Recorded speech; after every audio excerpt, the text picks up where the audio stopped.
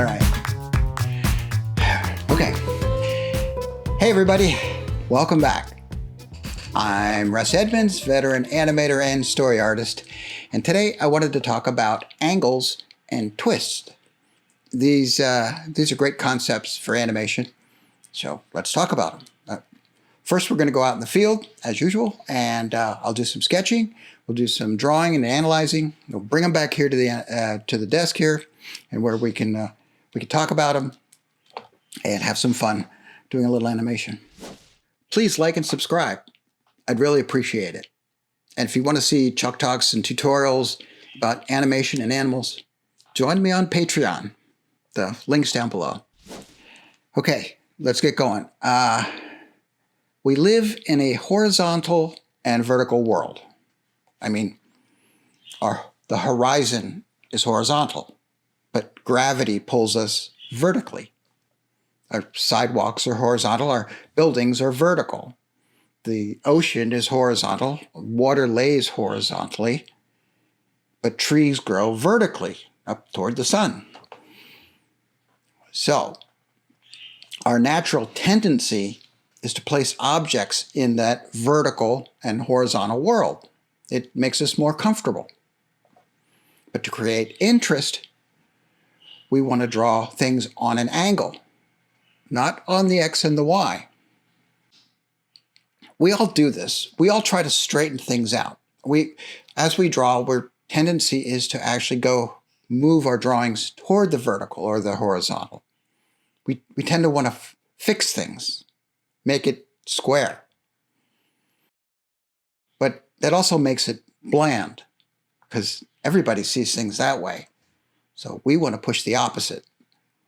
We want to make drawings more dynamic. We want to push the angles. To do this, we kind of have to force ourselves to do it. We have to practice doing it. So if we see an angle on our animals today, we should be looking to exaggerate those angles. Look for those accents.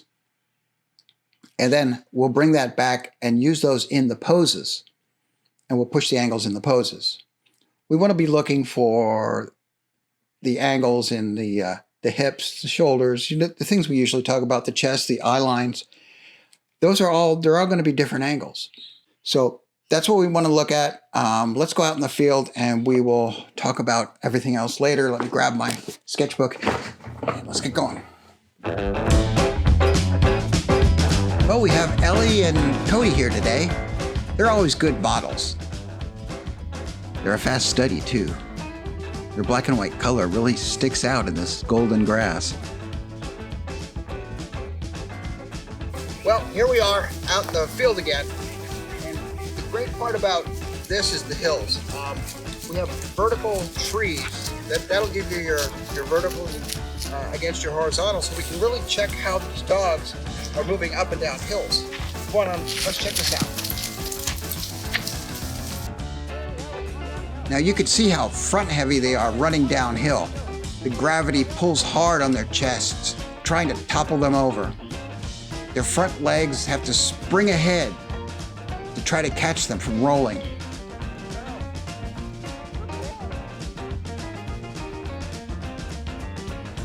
You know what's great is you get on a hill like this and it's so different from the suburbs and where everything is flat.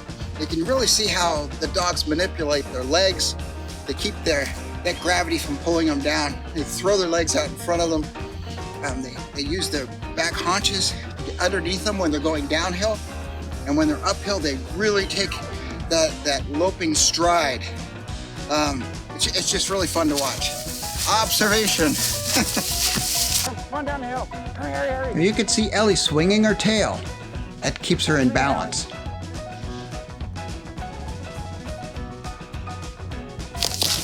Sitting in this environment is awe-inspiring. You can see the balance in nature just by looking at the design of the background. You know what's great is you can really see how their eye line is always on an angle with the horizon, and they're against their shoulders, against their hips. I mean, they're always twisted angles. And it's something to remember when you're sketching and you're drawing these guys, that if you're drawing straight across, you know that there's something wrong because nature doesn't do that. Nature's always on a hill or twisted bodies. And running uphill is the opposite gravity problem. Moving that heavy chest forward creates a bobbing type motion. They rock front and back using their heads as a counterweight. You know the best part about being here? Well, looking at the trees, because you know the trees are vertical. Everything else around you is tilted and slanted in some direction. You know, even the trees, as wonderful as they are, full of angles. Take a look at these folks. They twist and they turn. And I don't think any one of them is perfectly vertical. It's really great to observe this stuff. Ellie, Katie, come on.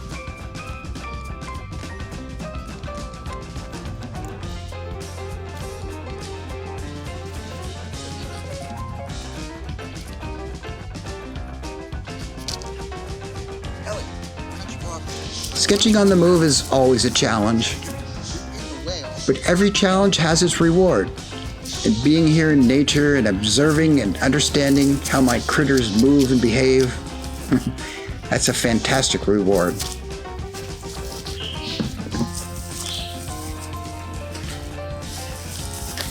I'll tell you what, let's head back to the studio and see what we got here. Okay, that was pretty fun. Let's see what we got here. I was warming up with Lexi. So you can really see, I was trying to just understand the angles. She was actually going up a hill at the time. It was a slight hill. This is probably the angle. But she was really using her head to pump her body forward. Then I was watching Ellie coming down a hill, and I was just trying to get the angles of the legs and her body as she's coming downhill toward me. And kind of animated. You'd see kind of the animation here I did. She came down and turned. I really was focusing on which angles her legs were going. And of course, where her hips were in relation to her head. And here's some more. I was just drawing individual images of Ellie as she was running. Trying to capture the moment. And here's Cody. I didn't put his fluffy hair. I knew what the body was underneath, so I just basically animated. He was coming down a really steep hill. And I took some notes that the back legs didn't stretch near as much because they were trying to catch up with his body and his momentum. And his front legs were trying to stop his momentum, so they would stretch out really far in front of him, and they would grab the ground and try to stop that chest from crashing into the ground. His head was up the whole time, trying to pull back as he's coming down the hill. There's some Ellie running up a hill. And I was really noticing her pumping her head to get up that hill, so using her head for momentum. I was really looking at Cody as he was sitting there, his eye angles, his shoulders, his hips, and how that would change as he shifted weight. And then I was realizing as I was drawing, a lot of these sketches, you really can't see the angle that they're moving on unless you actually draw in a little of the background. You need some perspective as to how steep that angle is that they're coming down that hill. So I was just reminding myself, hey, everything is relative. Let me see if I can try to explain things a little better. Let me go to the board here. Well, let's just start with a person, something we know very well. Now, I'll just draw a quick idea of a person, and you can see, just from me drawing this, we're talking about static. The hips, the shoulders, and the eye lines are all parallel. Well, let's change that up a little bit. Let's tip the head, tip the hips, and tip the shoulders. You see how that automatically makes the drawing more dynamic? What we're really doing is just shifting someone's weight, and it automatically tips the hips, which tips the shoulders, and so on and so on. Now we could do that with animals too. Let's just draw a little dog here, and you could see which direction the shoulders turn, which direction the eye line is, and the head, and then which angle that the hips are in. And it automatically becomes a more dynamic drawing.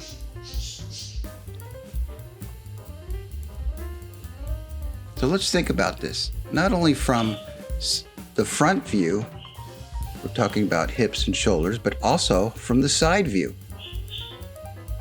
When you pick up a foot, you're going to drop the shoulder, and that throws an angle.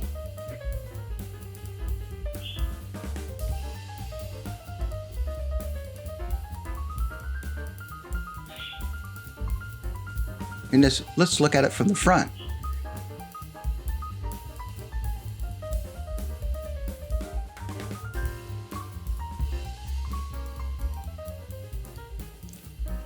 If a dog puts all its weight on his left front foot, that shoulder's gonna sit high.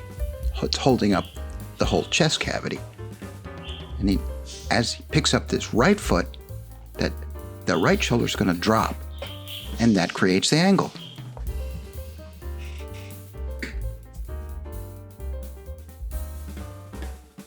Let's exaggerate that. Putting all that weight on one foot, picking up the other. You can really push those shoulder blades.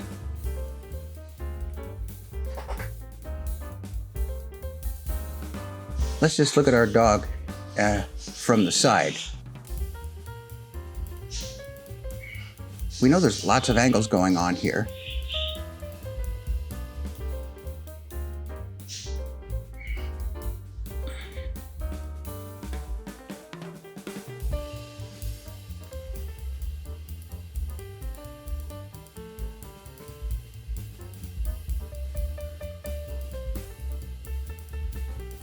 The back croup, we have the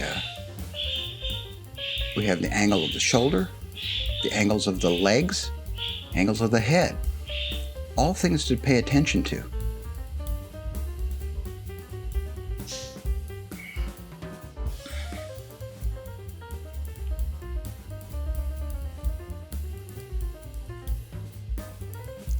Well, how can we use these angles? Well, let's use a run, for instance. The stretch of a run is going to push those angles out wide. The croup is going to fall back, the shoulder is going to push forward, and the head is going to move upward.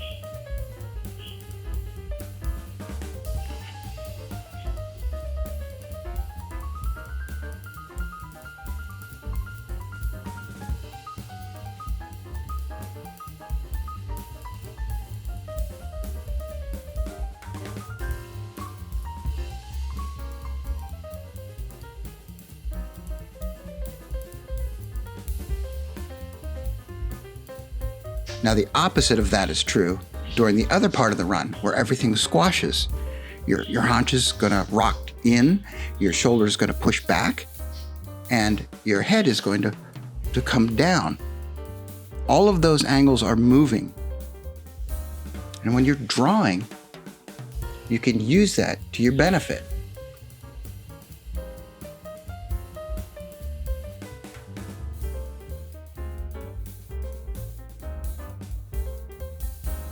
Keep in mind which direction things are moving. If your leg is moving this way, let's say forward, like I'm drawing here,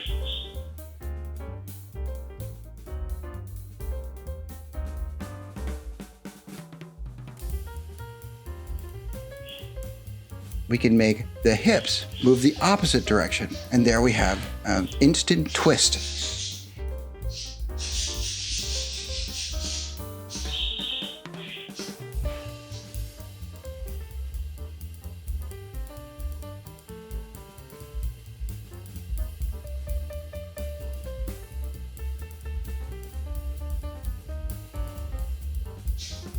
And let's just draw a dog just looking the other direction.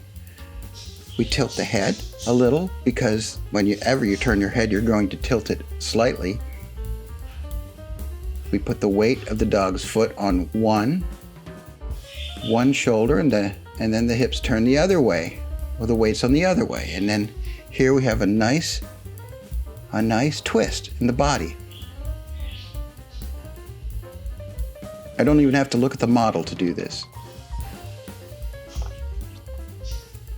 It makes for such a nice dynamic drawing as opposed to that static one we talked about with the human.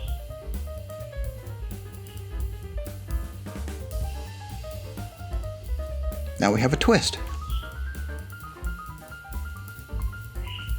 This way we can draw our animals in any pose we want,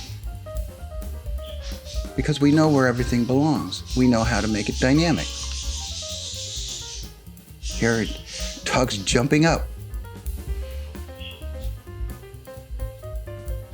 By tilting the angles, we now have a much more exciting drawing.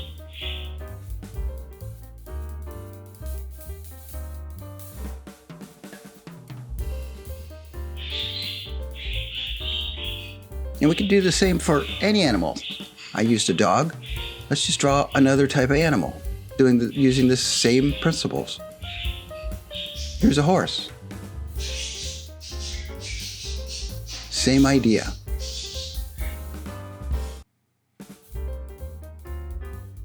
Tilt, twist, push the angles.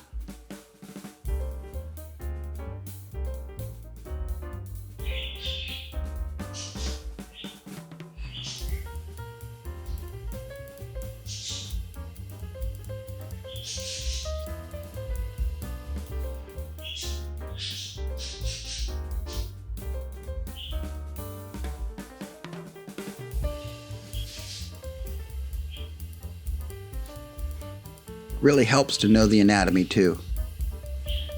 The chest, the hips, the skull, the backbone, and all the leg squash and stretch movements.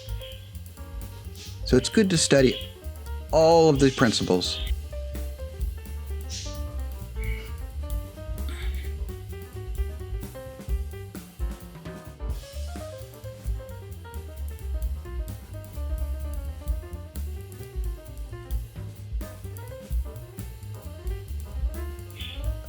Now let me talk about something beside the angles on the character.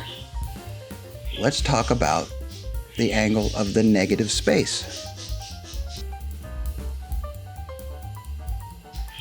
and how each angle relates to an angle opposite it.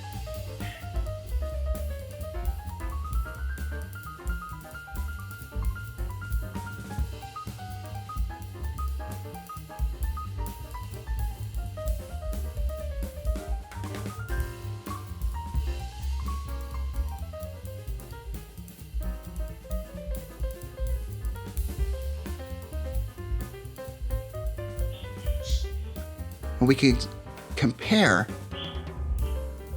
one angle to the opposite angle. We could compare one leg to the opposite leg.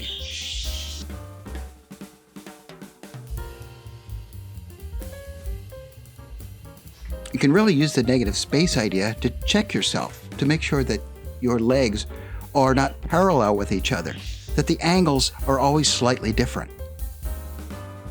By observing the angles that the animals give us naturally, you can exaggerate and push those poses and give your artwork much more excitement and believability.